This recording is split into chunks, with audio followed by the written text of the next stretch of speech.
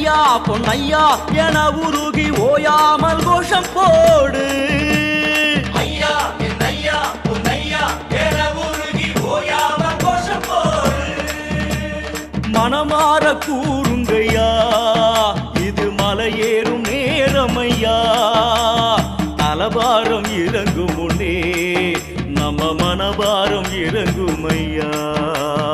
ஐயப்பான பாடு பொன்னையன தேடு பரவச வழிபாட்டிலே.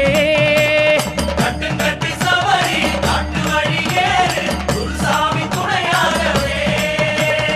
ஐயா என் ஐயா பொன்னையா என உருகி ஓயாமல் கோஷம் போடு.